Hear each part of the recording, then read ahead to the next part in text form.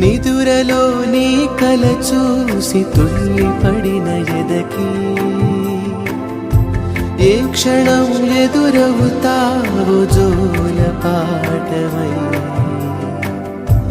ఆకలని అడగక ముందే నోటి ముద్ద నువ్వై